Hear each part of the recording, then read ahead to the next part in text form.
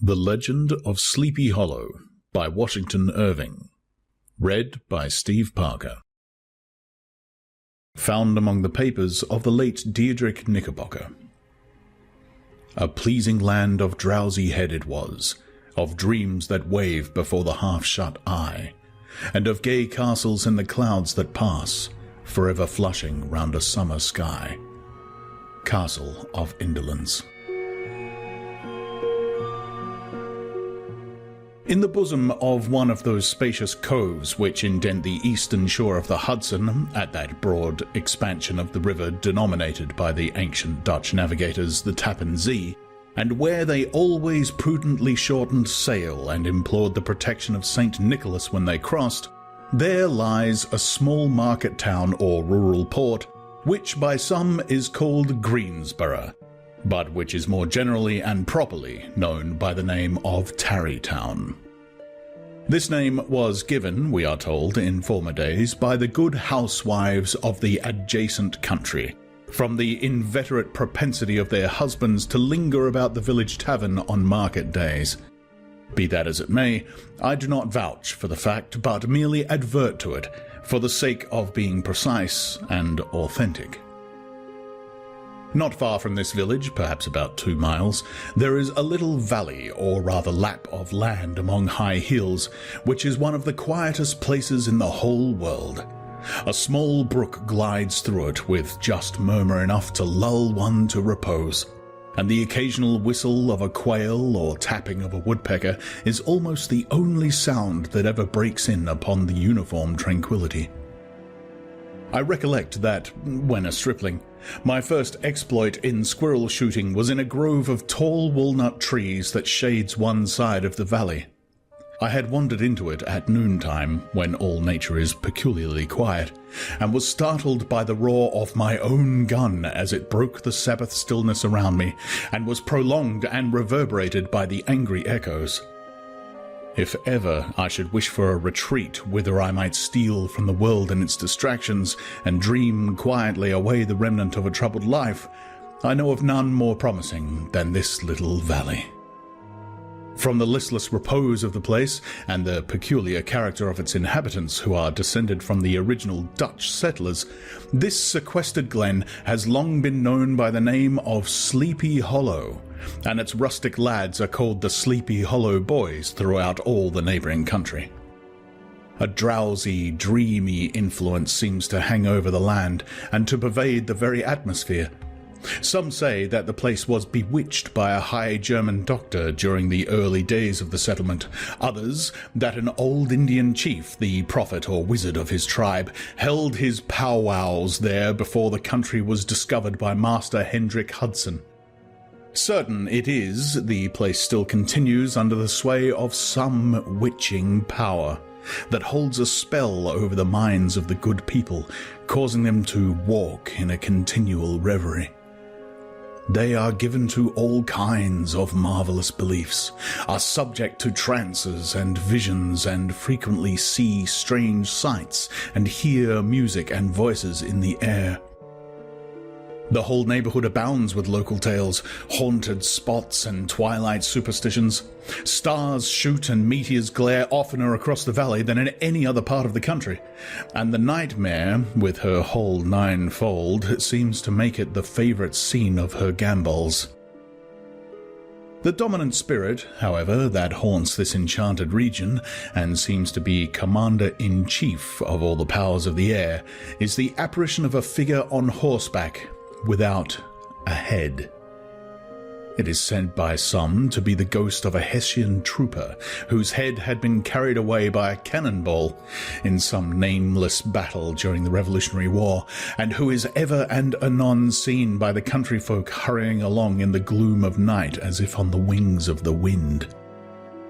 His haunts are not confined to the valley, but extend at times to the adjacent roads, and especially to the vicinity of a church at no great distance. Indeed, certain of the most authentic historians of those parts, who have been careful in collecting and collating the floating facts concerning this spectre, allege that the body of the trooper having been buried in the churchyard, the ghost rides forth to the scene of battle in nightly quest of his head, and that the rushing speed with which he sometimes passes along the hollow like a midnight blast is owing to his belated and in a hurry to get back to the churchyard before daybreak.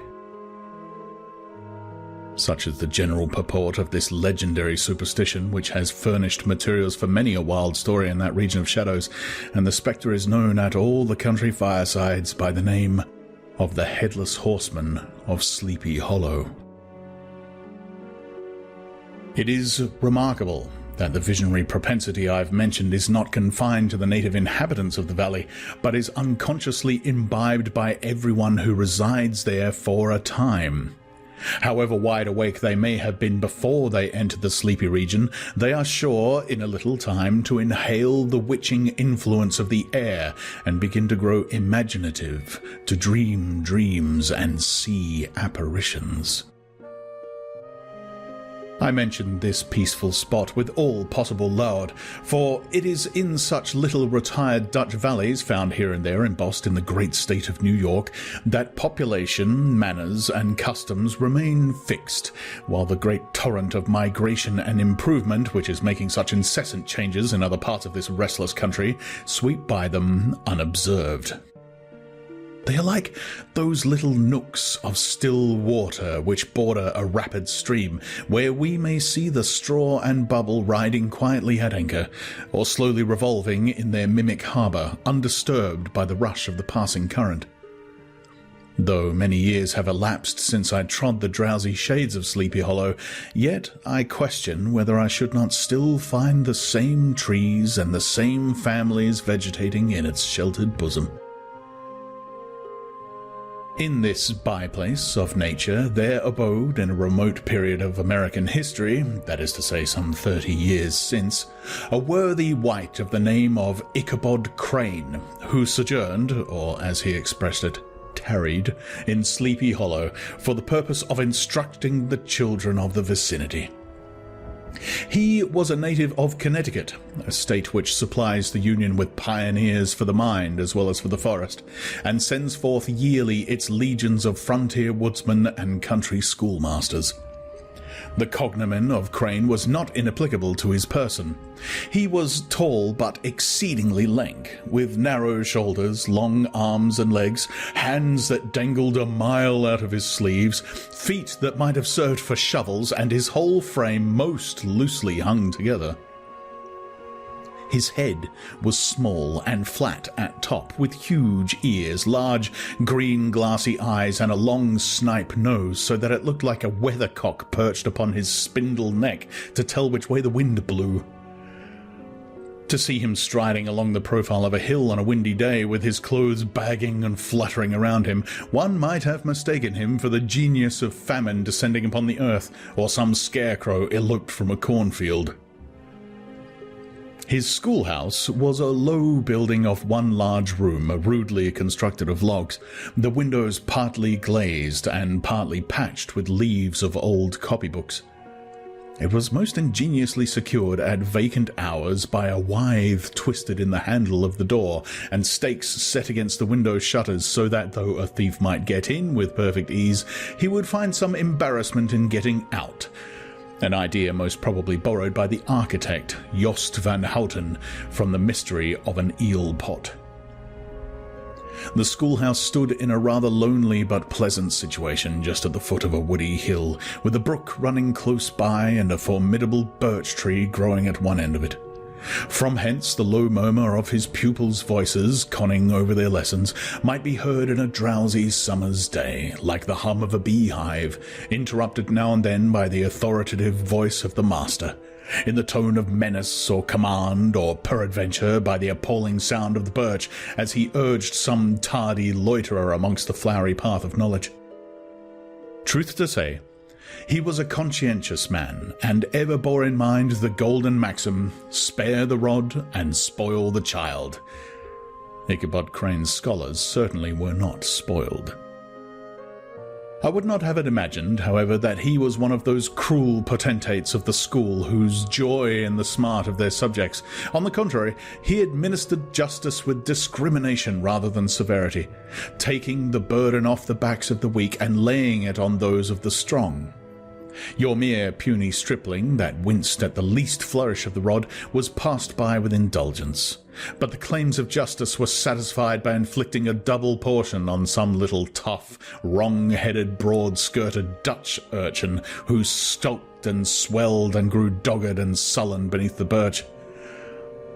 All this he called doing his duty by their parents, and he never inflicted a chastisement without following it by the assurance, so consolatory to the smarting urchin, that he would remember it and thank him for it for the longest day he had to live. When school hours were over, he was even the companion and playmate of the larger boys, and on holiday afternoons would convoy some of the smaller ones home, who happened to have pretty sisters or good housewives from others noted for the comforts of the cupboard. Indeed, it behooved him to keep on good terms with his pupils. The revenue arising from his school was small, and would have been scarcely sufficient to furnish him with daily bread, for he was a huge feeder, and though lank, had the dilating powers of an anaconda. But to help out his maintenance, he was, according to country custom in those parts, boarded and lodged at the houses of the farmers whose children he instructed. With these he lived successively a week at a time, thus going the rounds of the neighbourhood with all his worldly effects tied up in a cotton handkerchief.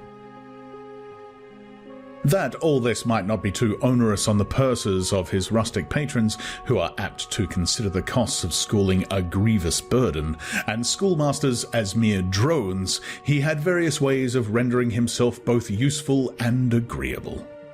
He assisted the farmers occasionally in the lighter labours of their farms, helped to make hay, mended the fences, took the horses to water, drove the cows from pasture, and cut wood for the winter fire. He laid aside, too, all the dominant dignity and absolute sway with which he lorded it in his little empire, the school, and became wonderfully gentle and ingratiating. He found favour in the eyes of the mothers by petting the children, particularly the youngest, and like the lion bold, which whilom so magnanimously the lamb did hold, he would sit with a child on one knee, and rock a cradle with his foot for whole hours together. In addition to his other vocations, he was the singing master of the neighbourhood, and picked up many bright shillings by instructing the young folks in psalmody.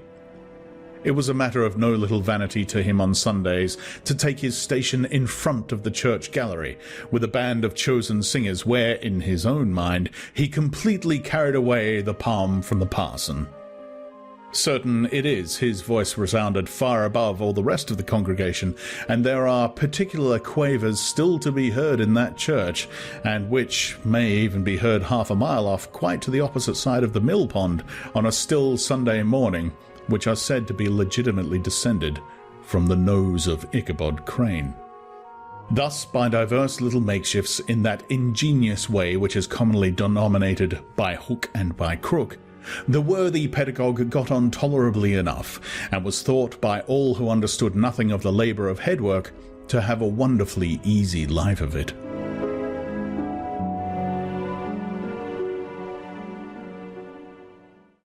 The schoolmaster is generally a man of some importance in the female circle of a rural neighbourhood, being considered a kind of idle, gentlemanlike personage of vastly superior taste and accomplishments to the rough country swains, and, indeed, inferior in learning only to the parson.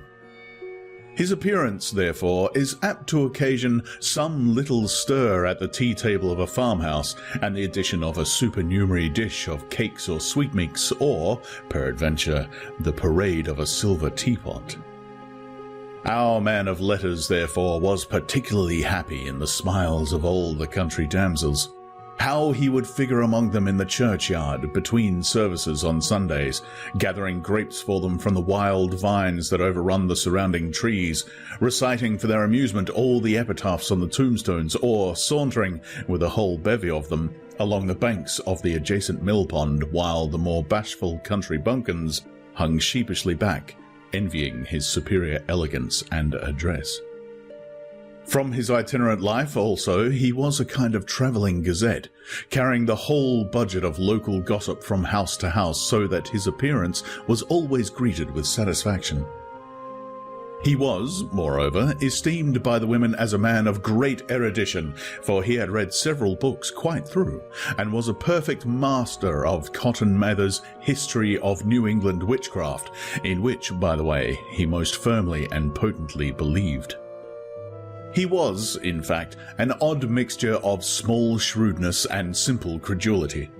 His appetite for the marvellous and his powers of digesting it were equally extraordinary, and both had been increased by his residence in this spellbound region. No tale was too gross or monstrous for his capacious swallow. It was often his delight, after his school was dismissed in the afternoon, to stretch himself on the rich bed of clover bordering the little brook that whimpered by his schoolhouse, and there con over some Mather's direful tales until the gathering dusk of evening made the printed page a mere mist before his eyes. Then, as he wended his way by swamp and stream and awful woodland to the farmhouse where he happened to be quartered, every sound of nature at that witching hour fluttered his excited imagination. The moan of the whip-poor-will from the hillside, the boding cry of the tree-toad, the harbinger of storm, the dreary hooting of the screech-owl, or the sudden rustling in the thicket of birds frightened from their roost. The fireflies, too, which sparkled most vividly in the darkest places, now and then startled him, as one of uncommon brightness would stream across his path, as if, by chance, a huge blockhead of a beetle came winging his blundering flight against him. The poor varlet was ready to give up the ghost, with the idea that he was struck with the witch's token. His only resource on such occasions, either to drown thought or drive away evil spirits, was to sing psalm tunes, and the good people of Sleepy Hollow, as they sat by their doors of an evening, were often filled with awe at hearing his nasal melody in linked sweetness long drawn out, floating from a distant hill or along the dusky road. Another of his sources of fearful pleasure was to pass long winter evenings with the old Dutch wives as they sat spinning by the fire, with a row of apples roasting and sputtering along the hearth, and listened to the marvellous tales of ghosts and goblins and haunted fields and haunted brooks and haunted bridges and haunted houses, and particularly of the headless horseman, or galloping Hessian of the Hollow, as they sometimes called him. He would delight them equally by his anecdotes of witchcraft and of the direful omens and portents, sights and sounds in the air which prevailed in the earlier times of Connecticut, and would frighten them woefully with speculations upon comets and shooting stars, and with the alarming fact that the world did absolutely turn round, and that they were half the time topsy-turvy. But if there was pleasure in all this, while snugly cuddling in the chimney corner of a chamber that was all of a ruddy glow from the crackling wood fire, and where, of course, no spectre dared to show its face, it was dearly purchased by the terrors of his subsequent walk homewards. What fearful shapes and shadows beset his path amidst the dim and ghastly glare of a snowy night! With what wistful look did he eye every trembling ray of light streaming across the waste fields from some distant window! How often was he appalled by some shrub covered with snow which, like a sheeted spectre, beset his very path! How often did he shrink with curdling awe at the sound of his own steps on the frosty crust beneath his feet, and dread to look over his shoulder lest he should behold some uncouth being tramping close behind him! And how often was he thrown into complete dismay by some rushing blast, howling among the trees in the idea that it was the galloping Hessian on one of his nightly scourings. All these, however, were mere terrors of the night, phantoms of the mind that walk in darkness. And though he had seen many spectres in his time, and been more than once beset by Satan in diverse shapes in his lonely perambulations, yet daylight put an end to all these evils, and he would have passed a pleasant life of it, in despite of the devil and all his works, if his path had not been crossed by a being that causes more perplexity to mortal man than ghosts, goblins, and the whole race of witches put together, and that was a woman. Among the musical disciples who assembled one evening in each week to receive his instructions in psalmody was Katrina van Tassel, the daughter and only child of a substantial Dutch farmer. She was a blooming lass of fresh 18, plump as a partridge, ripe and melting and rosy-cheeked as one of her father's peaches, and universally famed not merely for her beauty, but her vast expectations. She was withal a little of a coquette, as might be perceived even in her dress, which was a mixture of ancient and modern fashions, as most suited to set off her charms. She wore the ornaments of pure yellow gold which her great-grandmother had brought over from Sardom, the tempting stomacher of the olden times, and withal a provokingly short petticoat to display the prettiest foot and ankle in the country road. Ichabod Crane had a soft and foolish heart towards the sex, and it is not to be wondered at that so tempting a morsel soon found favour in his eyes, more especially after he had visited her in the paternal mansion. Old Baltus Van Tassel was a perfect picture of a thriving, contented, liberal-hearted farmer. He seldom, it is true, sent either his eyes or his thoughts beyond the boundaries of his own farm, but within those everything was snug, happy, and well-conditioned. He was satisfied with his wealth, but not proud of it, and piked himself upon the hearty abundance rather than the style in which he lived. His stronghold was situated on the banks of the Hudson, in one of those green, sheltered, fertile nooks in which the Dutch farmers are so fond of nestling. A great elm tree spread its broad branches over it, at the foot of which bubbled up a spring of the softest and sweetest water, in a little well formed of a barrel, and then stole sparkling away through the grass to a neighbouring brook, that babbled along amongst alders and dwarf willows. Hard by the farmhouse was a vast barn that might have served for a church, every window and crevice of which seemed bursting forth with the treasures of the farm. The flail was busily resounding within it from morning to night. Swallows and martins skimmed twittering about the eaves, and rows of pigeons, some with one eye turned up as if watching the weather, some with their heads under their wings or buried in their bosoms, and others swelling and cooing and bowing about their dames, were enjoying the sunshine on the roof. Sleek, unwieldy porkers were grunting in the repose and abundance of their pens, from whence sallied forth now and then troops of suckling pigs as if to snuff the air. A stately squadron of snowy geese were riding in the adjoining pond, conveying whole fleets of ducks. Regiments of turkeys were gobbling through the farmyard, and guinea fowls fretted about it like ill-tempered housewives, with their peevish, discontented cry.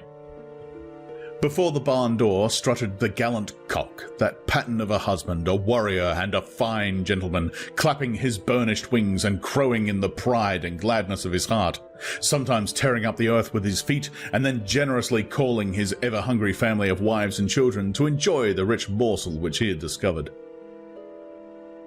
The pedagogue's mouth watered as he looked upon the sumptuous promise of luxurious winter fare. In his devouring mind's eye, he pictured to himself every roasting pig running about with a pudding in his belly and an apple in his mouth. The pigeons were snugly put together in a comfortable pie and tucked in with a coverlet of crust. The geese were swimming in their own gravy, and the ducks pairing cosily in dishes like snug married couples with a decent competency of onion sauce. In the porkers he saw carved out the future sleek side of bacon and juicy relishing ham, not a turkey, but he beheld daintily trussed up with its gizzard under its wing, and, peradventure, a necklace of savoury sausages, and even bright Chanticleer himself lay sprawling on his back in a side dish with uplifted claws, as if craving that quarter which his chivalrous spirit disdained to ask while living. As the enraptured Ichabod fancied all this, and as he rolled his great green eyes over the fat meadow lands, the rich fields of wheat, of rye, of buckwheat and Indian corn, and the orchards burdened with ruddy fruit which surrounded the warm tenement of Van Tassel, his heart yearned after the damsel who was to inherit these domains, and his imagination expanded with the idea how they might be readily turned into cash, and the money invested in immense tracts of wild land and shingle palaces in the wilderness. Nay, his busy fancy already realized his hopes, and presented to him the blooming Katrina, with a whole family of children mounted on the top of a wagon loaded with household trumpery, with pots and kettles dangling beneath, and he beheld himself bestriding a pacing mare with a colt at her heels, setting out for Kentucky, Tennessee, or the Lord knows where.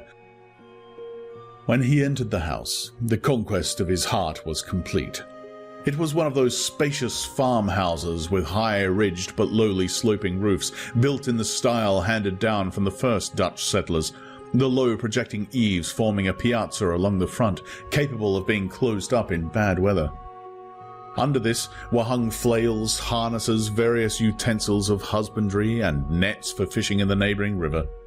Benches were built along the sides for summer use, and a great spinning wheel at one end and a churn at the other showed the various uses to which this important porch might be devoted.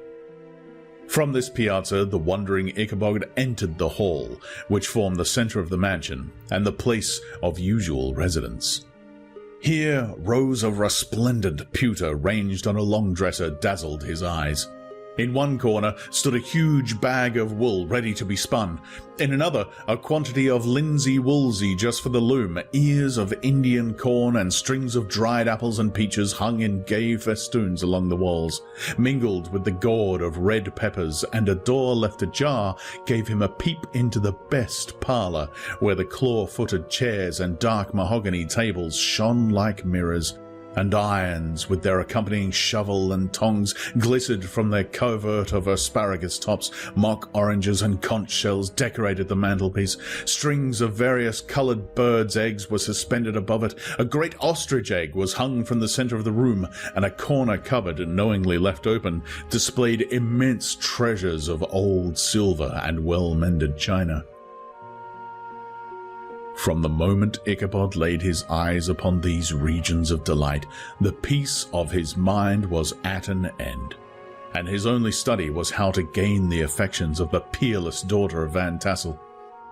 In this enterprise, however, he had more real difficulties than generally fell to the lot of a knight-errant of yore, who seldom had anything but giants, enchanters, fiery dragons, and such like easily conquered adversities to contend with, and had to make his way merely through gates of iron and brass and walls of adamant to the castle keep where the lady of his heart was confined, all which he achieved as easily as a man would carve his way to the centre of a Christmas pie, and then the lady gave him her hand as a matter of course.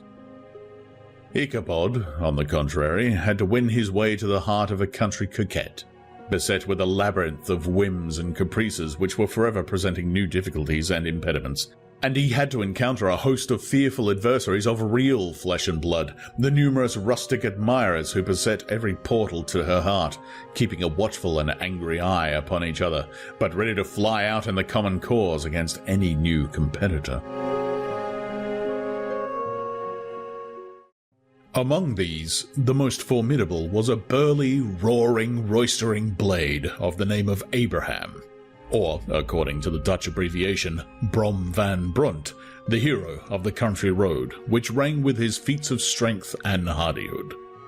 He was broad-shouldered and double-jointed, with short, curly black hair, and a bluff but not unpleasant countenance, having a mingled air of fun and arrogance.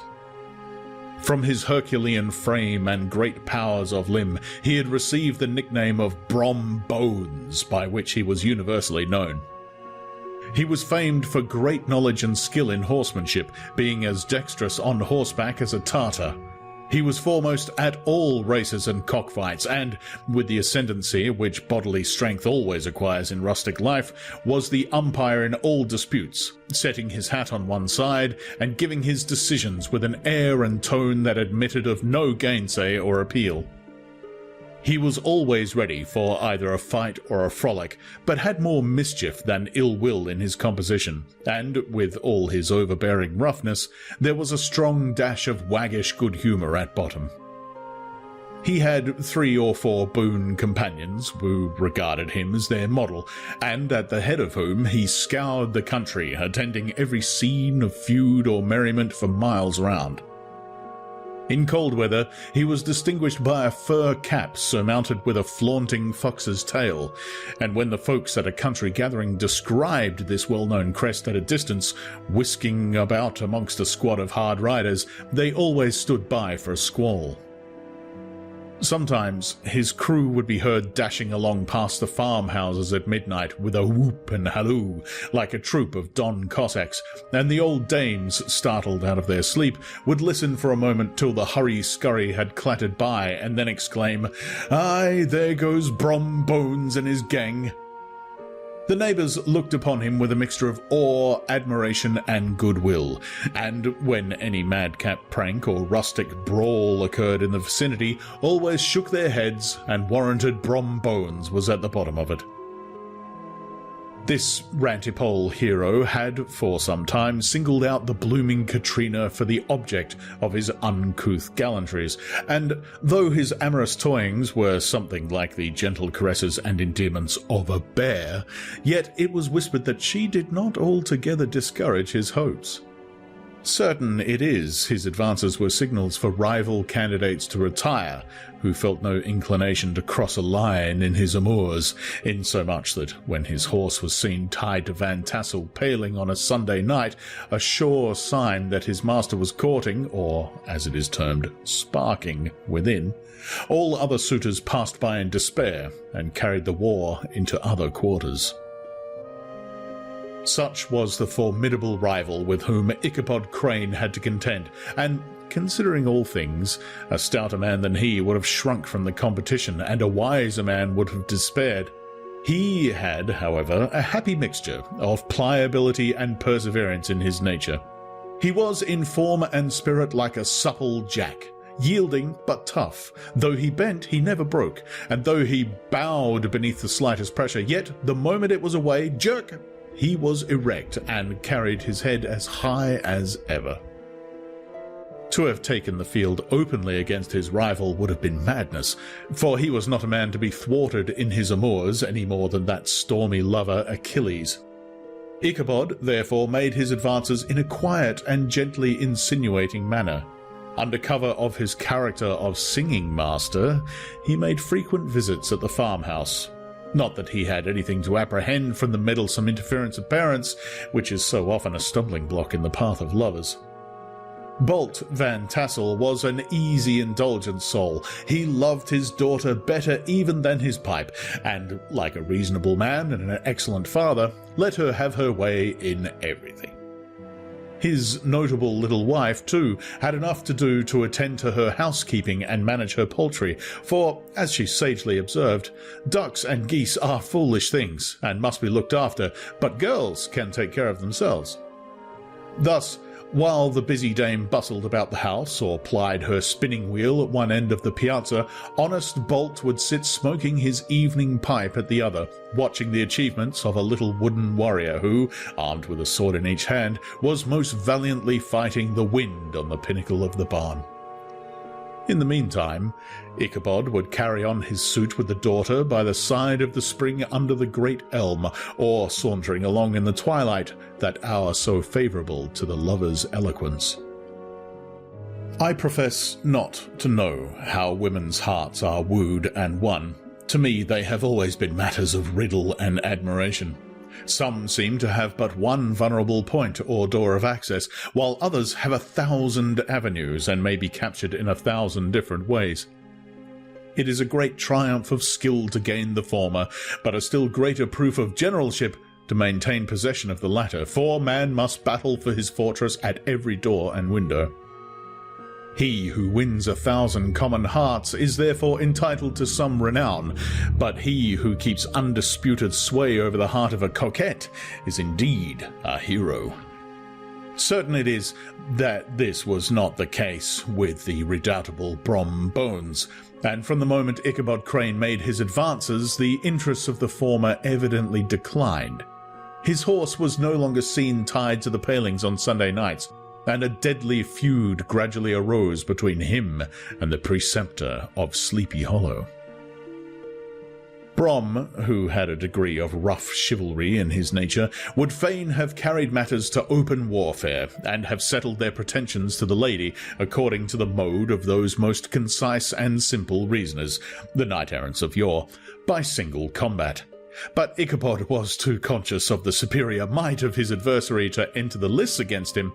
He had overheard a boast of Bones that he would double the schoolmaster up and lay him on a shelf of his own schoolhouse, and he was too wary to give him an opportunity. There was something extremely provoking in this obstinately pacific system. It left Brom no alternative but to draw upon the funds of rustic waggery in his disposition, and to play off boorish practical jokes upon his rival.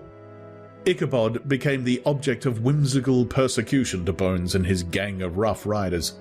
They harried his hitherto peaceful domains, smoked out his singing school by stopping up the chimney, broke into the schoolhouse at night in spite of its formidable fastenings of withe and window stakes, and turned everything topsy-turvy, so that the poor schoolmaster began to think all the witches in the country held their meetings there.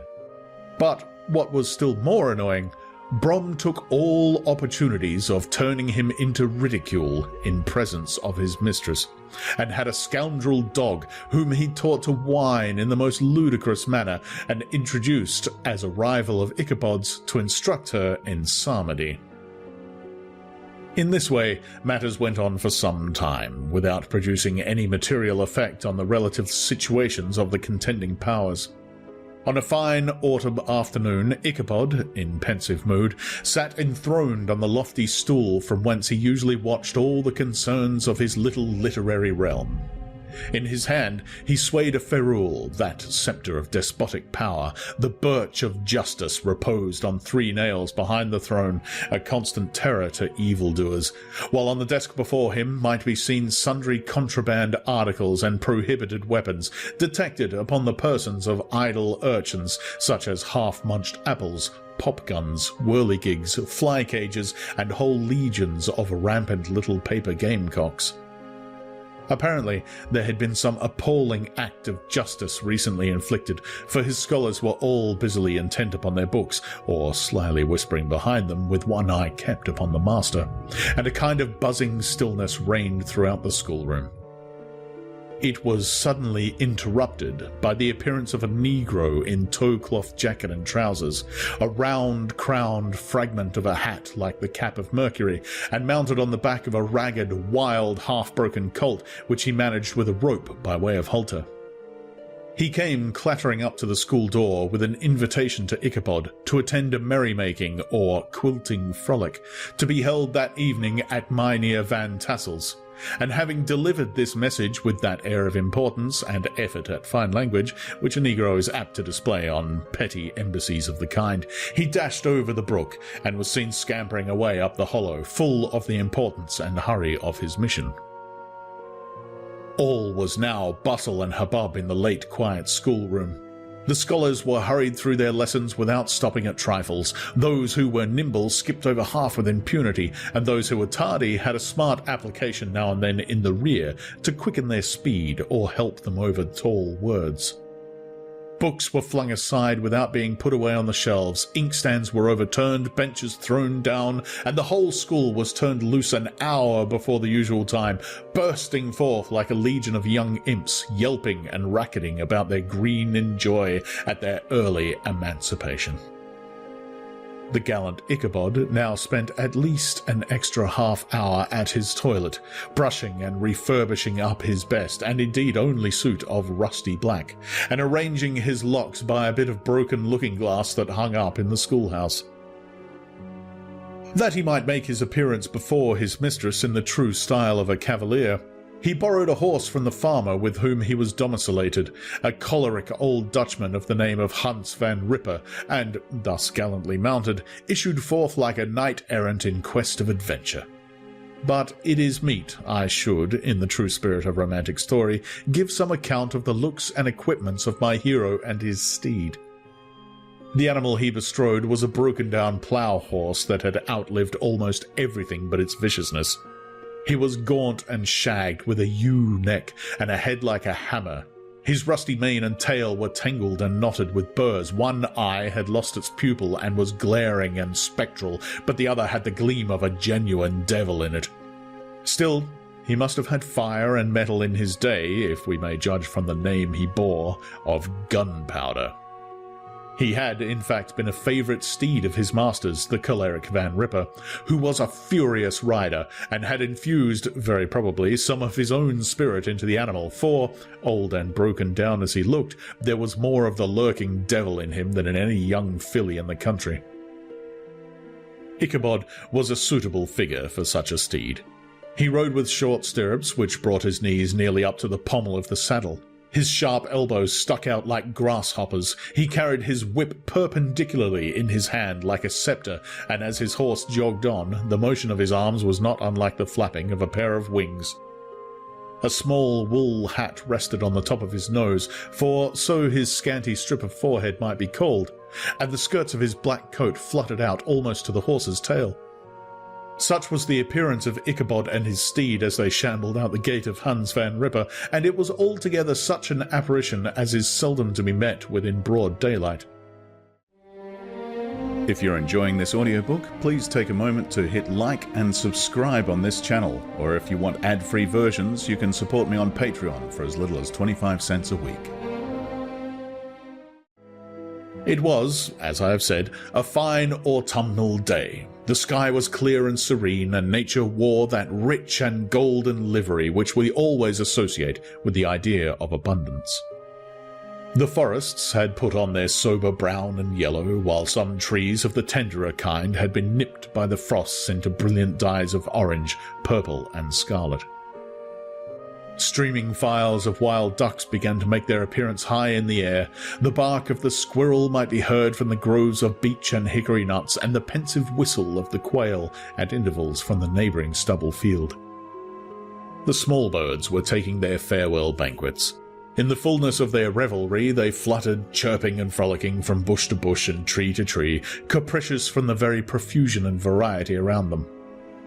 There was the honest cock-robin, the favourite game of the stripling sportsman, with its loud, querulous note, and the twittering blackbirds flying in sable clouds, and the golden-winged woodpecker with his crimson crest, his broad black gorget, and splendid plumage, and the cedar bird with its red-tipped wings and yellow-tipped tail and its little Montaro cap of feathers, and the blue jay, that noisy coxcomb, in his gay light blue coat and white underclothes, screaming and chattering, nodding and bobbing and bowing, and pretending to be on good terms with every songster of the grove.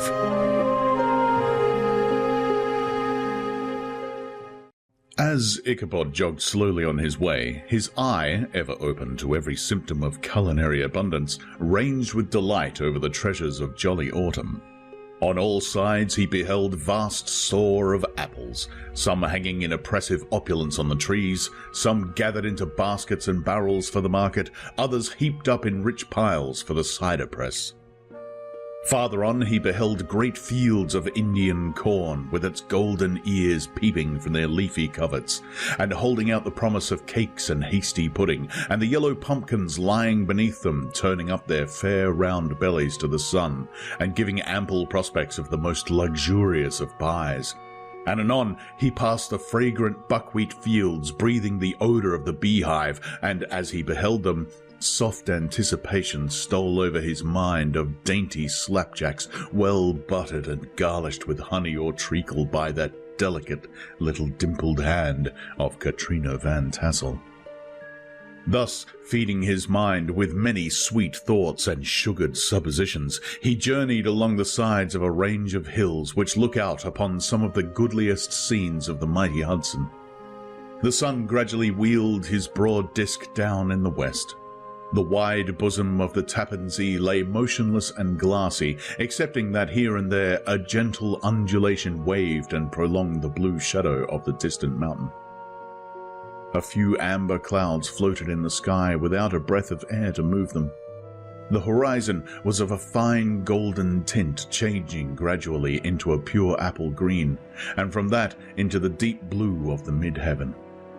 A slanting ray lingered on the woody crests of the precipices that overhung some parts of the river, giving greater depth to the dark grey and purple of their rocky sides.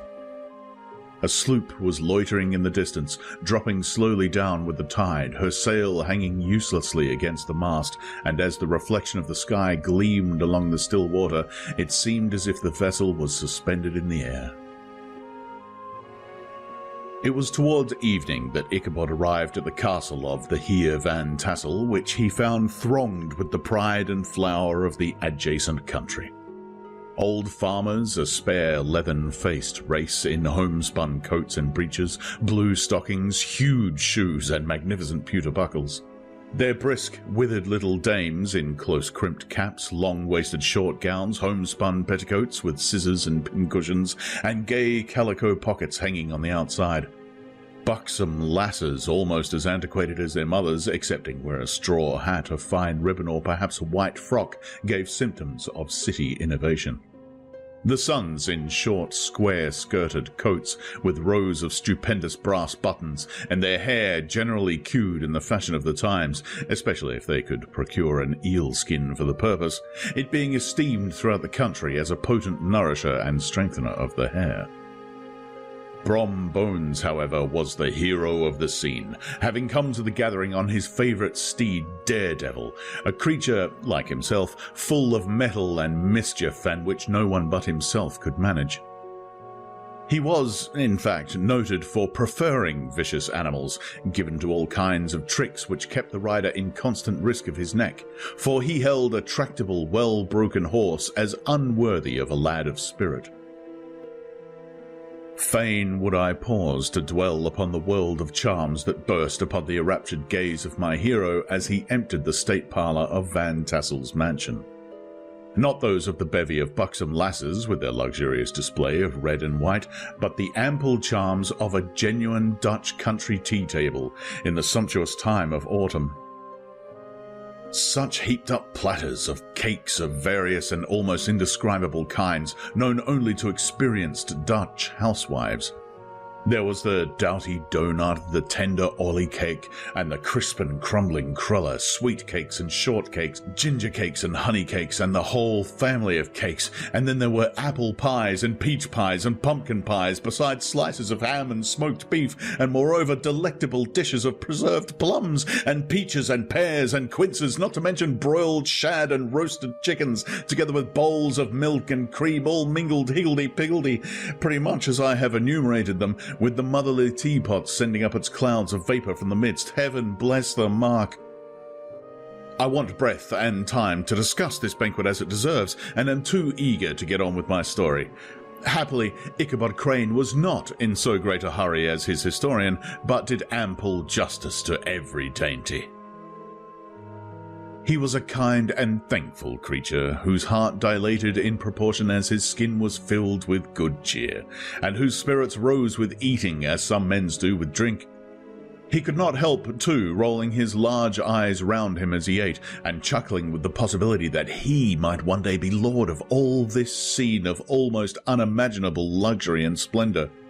Then he thought how soon he'd turn his back upon the old schoolhouse, snap his fingers in the face of Hans Van Ripper and every other niggardly patron, and kick any itinerant pedagogue out of doors that should dare to call him comrade. Old Baltus Van Tassel moved about amongst the guests with a face dilated and content and good-humoured, round and jolly as the harvest moon. His hospitable attentions were brief but expressive, being confined to a shake of the hand, a slap on the shoulder, a loud laugh, and a pressing invitation to fall to and help themselves.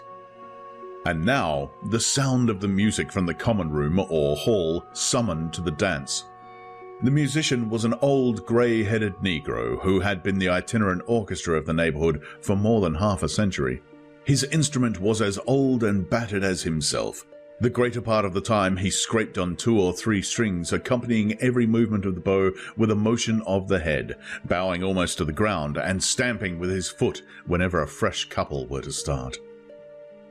Ichabod prided himself upon his dancing as much as upon his vocal powers. Not a limb, not a fibre about him was idle, and to have seen his loosely hung frame in full motion and clattering about the room, you would have thought St. Vitus himself, that blessed patron of the dance, was figuring before you in person. He was the admiration of all the Negroes, who, having gathered, of all ages and sizes, from the farm in the neighbourhood, stood forming a pyramid of shining black faces at every door and window, gazing with delight at the scene, rolling their white eyeballs and showing grinning rows of ivory from ear to ear.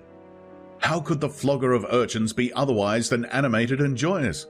The lady of his heart was his partner in the dance, and smiling graciously in reply to all his amorous oglings, while Brom Bones, sorely smitten with love and jealousy, sat brooding by himself in one corner.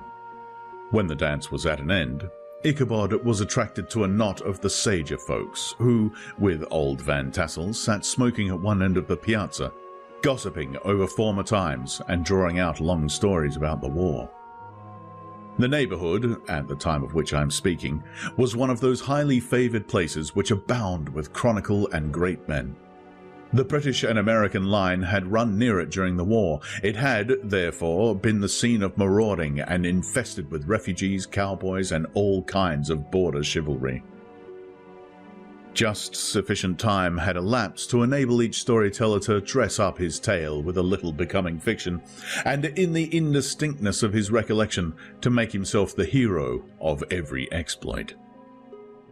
There was the story of De Few Martling, a large blue-bearded Dutchman who had nearly taken a British frigate with an old iron 9 powder from a mud breastwork, only that his gun burst at the 6th discharge. And there was an old gentleman, who shall be nameless, being too rich a mynheer to be lightly mentioned, who, in the Battle of White Plains, being an excellent master of defence, parried a musket ball with a small sword, insomuch that he absolutely felt it whiz round the blade and glance off at the hilt, in proof of which he was ready at any time to show the sword with the hilt a little bent. There were several more that had been equally great in the field, but none of whom but was persuaded he had a considerable hand in bringing the war to a happy termination. But all these were nothing to the tales of ghosts and apparitions that succeeded. The neighbourhood is rich in legendary tales of the kind. Local tales and superstitions thrive best in these sheltered, long-settled retreats, but are trampled underfoot by the shifting throng that forms the population of most of our country places.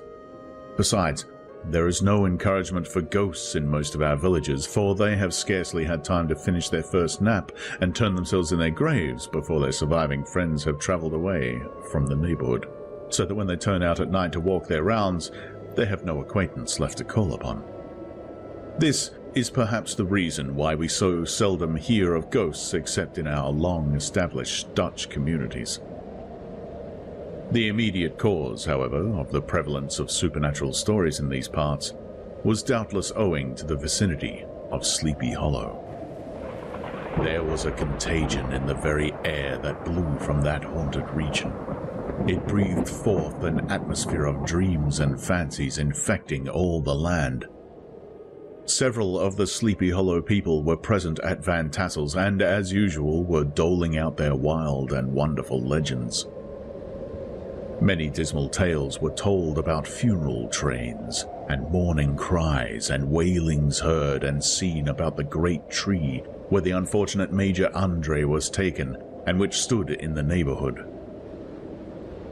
Some mention was made also of the woman in white that haunted the dark glen at Raven Rock, and was often heard to shriek on winter nights before a storm, having perished there in the snow. The chief part of the stories, however, turned upon the favourite spectre of Sleepy Hollow, the Headless Horseman, who had been heard several times of late patrolling the country, and, it was said, tethered his horse nightly amongst the graves in the churchyard. The sequestered situation of this church seems always to have made it a favourite haunt of troubled spirits. It stands on a knoll surrounded by locust trees and lofty elms, from among which its decent whitewashed walls shine modestly forth, like Christian purity beaming through the shades of retirement. A gentle slope descends from it to a silver sheet of water bordered by high trees, between which peeps may be caught at the blue hills of the Hudson. To look upon its grass-grown yard, where the sunbeams seem to sleep so quietly, one would think that there, at least, the dead might rest in peace. On one side of the church extends a wide woody dell, along which raves a large brook amongst broken rocks and trunks of fallen trees. Over a deep black part of the stream, not far from the church, was formerly thrown a wooden bridge. The road that led to it and the bridge itself were thickly shaded by overhanging trees which cast a gloom about it even in the daytime, but occasioned a fearful darkness at night. Such was one of the favourite haunts of the Headless Horseman, and the place where he was most frequently encountered. The tale was told of old Brower, a most heretical disbeliever in ghosts, how he met the horseman returning from his foray into Sleepy Hollow and was obliged to get up behind him, how they galloped over bush and brake, over hill and swamp until they reached the bridge, when the horseman suddenly turned into a skeleton, threw old Brower into the brook and sprang away over the treetops with a clap of thunder. The story was immediately matched by a thrice marvellous adventurer, Brom Bones, who made light of the galloping Hessian as an arrogant jockey. He affirmed that on returning one night from the neighbouring village of Sing Sing, he had been overtaken by this midnight trooper, that he had offered to race with him for a bowl of punch, and should have won it too, for Daredevil beat the goblin horse all hollow. But just as they came to the church bridge, the Hessian bolted and vanished in a flash of fire. All these tales told in that drowsy undertone with which men talk in the dark, the countenance of the listeners only now and then receiving a casual gleam from the glare of a pipe, sank deep in the mind of Ichabod.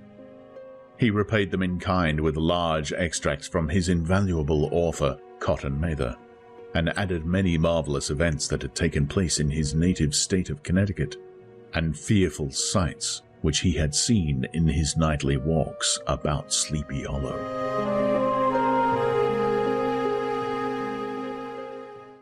The revel now gradually broke up. The old farmers gathered together their families in their wagons, and were heard for some time rattling along the hollow roads and over the distant hills. Some of the damsels mounted on pillions behind their favourite swains, and their light-hearted laughter, mingling with the clatter of hooves, echoed along the silent woodlands, sounding fainter and fainter until they gradually died away, and the last scene of noise and frolic was all silent and deserted. Ichabod only lingered behind, according to the custom of country lovers, to have a tete-a-tete with the heiress, fully convinced that he was now on the high road to success. What passed at this interview, I will not pretend to say, for in fact I do not know. Something, however, I fear me, must have gone wrong, for he certainly sallied forth after no very great interval, with an air quite desolate and chapfallen. Oh, these women, these women!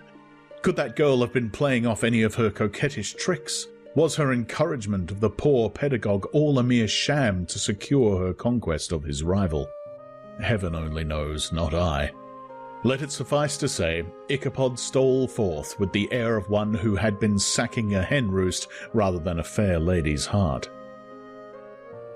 Without looking to the right or left to notice the scene of rural wealth on which he had so often gloated, he went straight to the stable, and with several hearty cuffs and kicks roused his steed most uncourteously from the comfortable quarters in which he was soundly sleeping, dreaming of mountains of corn and oats and whole valleys of timothy and clover.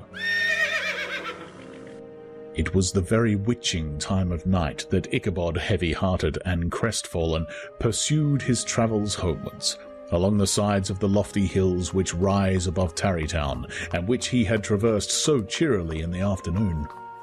The hour was as dismal as himself.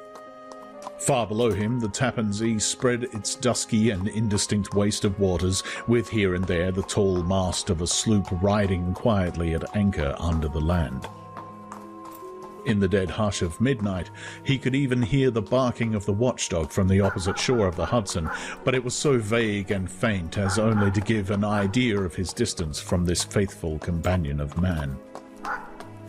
Now and then, too, the long-drawn crowing of a cock, accidentally awakened, would sound far, far off from some farmhouse away in the hills, but it was like a dreaming sound in his ear. No sign of life occurred near him, but occasionally the melancholy chirp of a cricket, or perhaps the guttural twang of a bullfrog from a neighbouring marsh, as if sleeping uncomfortably and turning suddenly in his bed. All the stories of ghosts and goblins that he had heard in the afternoon now came crowding upon his recollection. The night grew darker and darker. The stars seemed to sink deeper in the sky, and driving clouds occasionally hid them from his sight. He had never felt so lonely and dismal. He was, moreover, approaching the very place where many of the scenes of the ghost stories had been laid. In the center of the road stood an enormous tulip tree, which towered like a giant above all the other trees of the neighborhood and formed a kind of landmark. Its limbs were gnarled and fantastic, large enough to form trunks for ordinary trees, twisting down almost to the earth and rising again into the air. It was connected with the tragical story of the unfortunate Andre, who had been taken prisoner hard by, and was universally known by the name of Major Andre's tree. The common people regarded it with a mixture of respect and superstition, partly out of sympathy for the fate of its ill-starred namesake, and partly from the tales of strange sights and doleful lamentations told concerning it. As Ichabod approached this fearful tree, he began to whistle. He thought his whistle was answered. It was but a blast sweeping sharply through the dry branches. As he approached a little nearer, he thought he saw something white hanging in the midst of the tree. He paused and ceased whistling, but on looking more narrowly perceived that it was a place where the tree had been scathed by lightning and the white wood laid bare. Suddenly, he heard a groan. His teeth chattered and his knees smote upon the saddle. It was but the rubbing of one huge bough upon another, as they were swayed about by the breeze. He passed the tree in safety, but new perils lay before him. About 200 yards from the tree, a small brook crossed the road and ran into a marshy and thickly wooded glen known by the name of Wiley's Swamp. A few rough logs laid side by side served for a bridge over this stream. On that side of the road where the brook entered the wood, a group of oaks and chestnuts matted thick with wild grapevines threw a cavernous gloom over it. To pass this bridge was the severest trial. It was at this identical spot that the unfortunate Andre was captured, and under the covert of those chestnuts and vines were the sturdy yeomen concealed who surprised him. This has ever since been considered a haunted stream, and fearful are the feelings of the schoolboy who had to pass it alone after dark.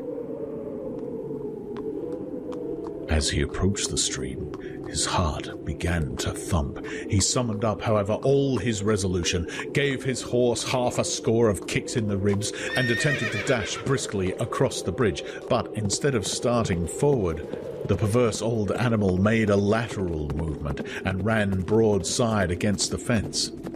Ichabod, whose fears increased with the delay, jerked the reins on the other side and kicked lustily with the contrary foot.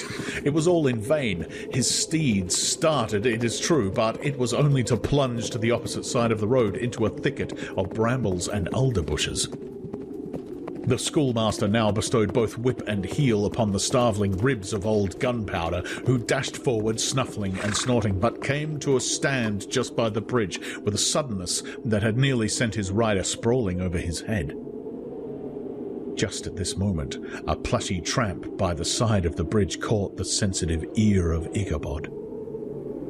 In the dark shadow of the grove, on the margin of the brook, he beheld something huge, misshapen and towering.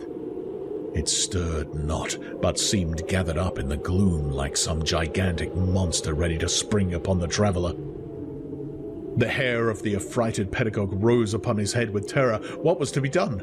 To turn and fly was now too late, and besides, what chance was there of escaping ghost or goblin, if such it was, which could ride upon the wings of the wind?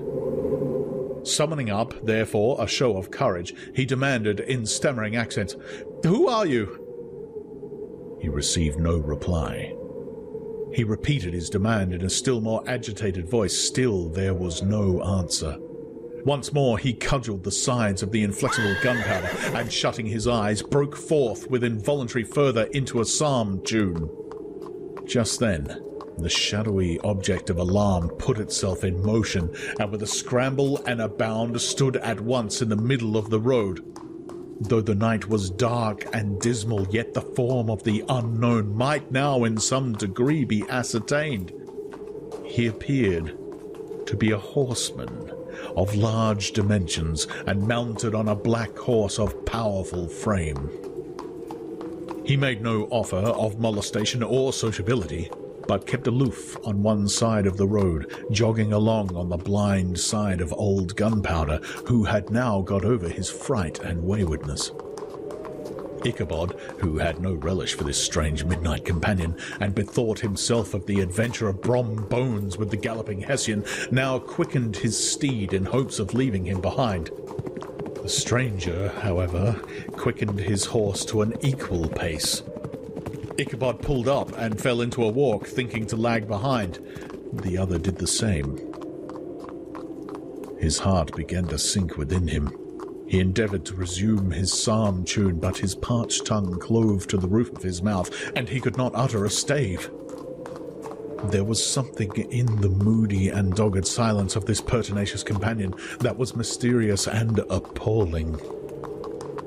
It was soon fearfully accounted for. On mounting a rising ground which brought the figure of his fellow traveller in relief against the sky, gigantic in height and muffled in cloak, Ichabod was horror-struck on perceiving that he was headless. But his horror was still more increased on observing that the head, which should have rested on his shoulders, was carried before him on the pommel of his saddle. His terror rose to desperation. He rained a shower of kicks and blows upon Gunpowder, hoping by a sudden movement to give his companion the slip, but the spectre started full jump with him. Away then they dashed through the thick and thin, stones flying and sparks flashing at every bound, Ichabod's flimsy garments fluttering in the air as he stretched his long, lank body away over his horse's head in the eagerness of his flight. They had now reached the road which turns off to Sleepy Hollow, but Gunpowder, who seemed possessed with a demon, instead of keeping up it, made an opposite turn and plunged headlong downhill to the left. This road leads through a sandy hollow shaded by trees for about a quarter of a mile, where it crosses the bridge famous in goblin story, and just beyond swells the green knoll on which stands the whitewashed church. And yet the panic of the steed had given his unskilful rider an apparent advantage in the chase, but just as he had got halfway through the hollow, the girths of the saddle gave way, and he felt it slipping from under him. He seized it by the pommel and endeavoured to hold firm, but in vain, and had just time to save himself by clasping old Gunpowder round the neck when the saddle fell to the earth, and he heard it trampled underfoot by his pursuer. For a moment, the terror of Hans van Rippersrath passed across his mind, for it was his Sunday saddle, but this was no time for petty fears. The goblin was hard on his haunches, and, unskilful rider that he was, he had much ado to maintain his seat, sometimes slipping on one side, sometimes on another, and sometimes jolted on that high ridge on his horse's backbone, with a violence that he verily feared would cleave him asunder. An opening in the trees now cheered him with the hopes that the church bridge was at hand. The wavering reflection of a silver star in the bosom of the brook told him that he was not mistaken.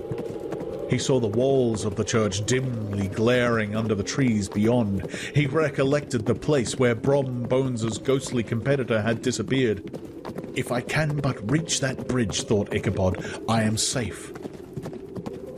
Just then he heard the black steed panting and blowing close behind him. He even fancied that he could feel his hot breath. Another convulsive kick in the ribs, and old Gunpowder sprang up on the bridge. He thundered over the resounding planks. He gained the opposite side, and now Ichabod cast a look behind to see if his pursuer should vanish according to rule in a flash of fire and brimstone.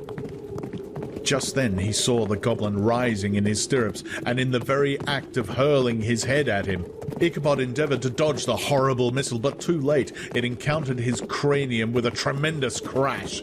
He was tumbled headlong into the dust, and Gunpowder, the black steed, and the goblin rider passed by like a whirlwind. The next morning, the old horse was found without his saddle and with the bridle under his feet, soberly cropping the grass at his master's gate. Ichabod did not make his appearance at breakfast. Dinner hour came, but no Ichabod. The boys assembled at the schoolhouse and strolled idly about the banks of the brook, but no schoolmaster.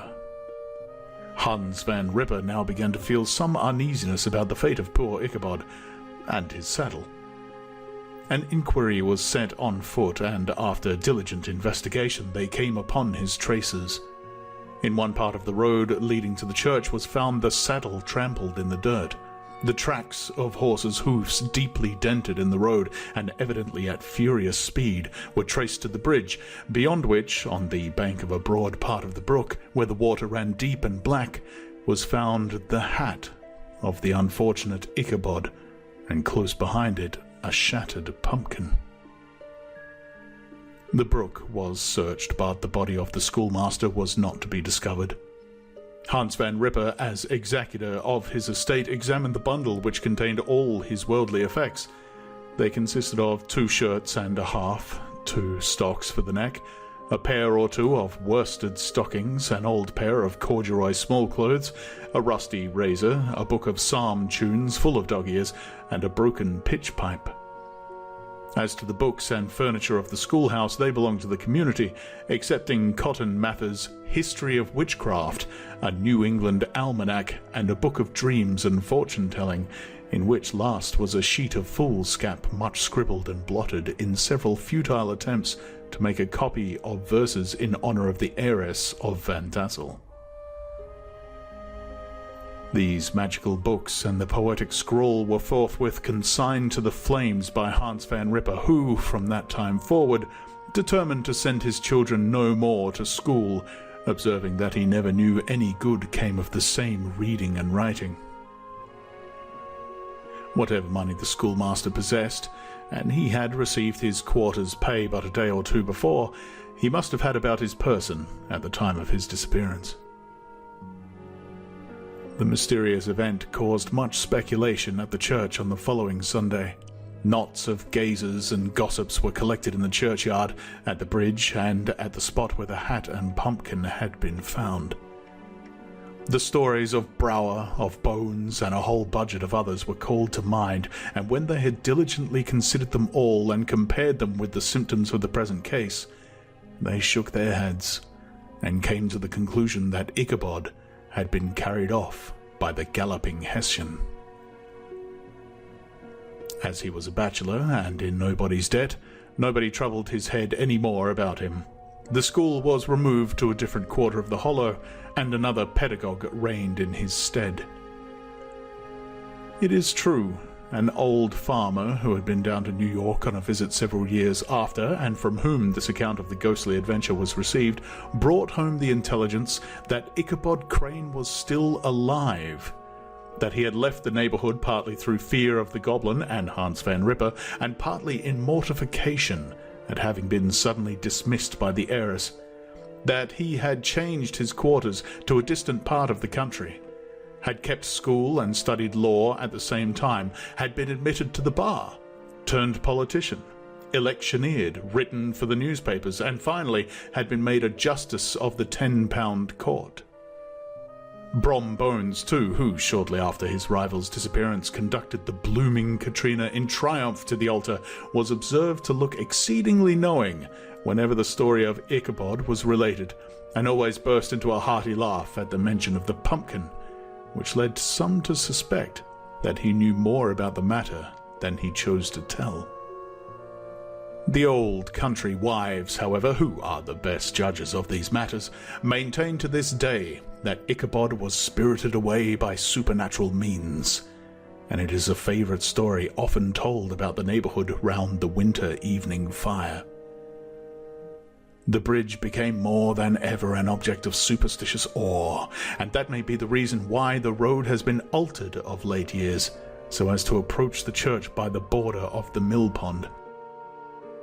The schoolhouse, being deserted, soon fell to decay, and was reported to be haunted by the ghost of the unfortunate pedagogue.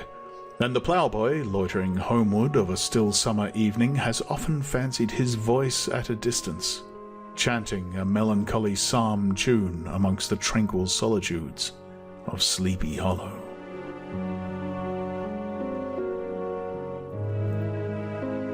Postscript, found in the handwriting of Mr. Knickerbocker. The preceding tale is given almost in the precise words in which I heard it related at a corporation meeting at the ancient city of Manhattoes, at which were present many of its sages and most illustrious burghers. The narrator was a pleasant, shabby, gentlemanly old fellow in pepper and salt clothes, with a sadly humorous face, and one whom I strongly suspected of being poor, he made such efforts to be entertaining. When his story was concluded, there was much laughter and approbation, particularly from 2 or 3 deputy aldermen who had been asleep the greater part of the time.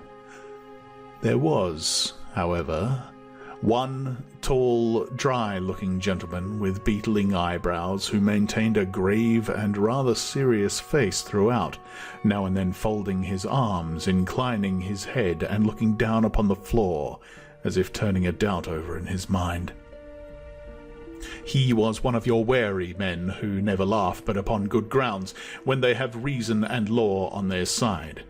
When the mirth of the rest of the company had subsided and silence was restored, he leaned one arm on the elbow of his chair and, sticking the other akimbo, demanded, with a slight but exceedingly sage motion of the head and contraction of the brow, what was the moral of the story, and what it went to prove.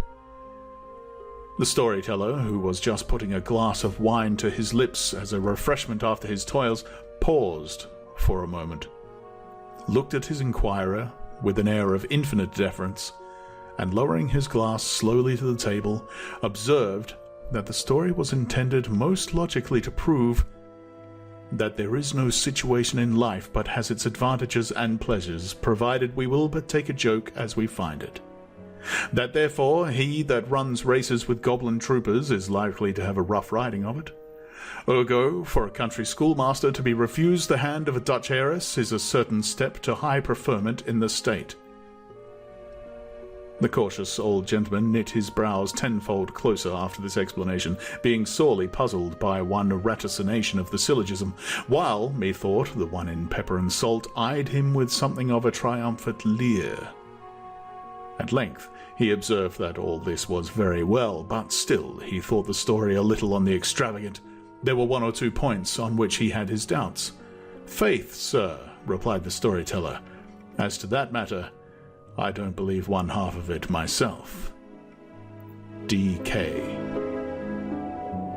This is the end of The Legend of Sleepy Hollow, written by Washington Irving, read by Steve Parker.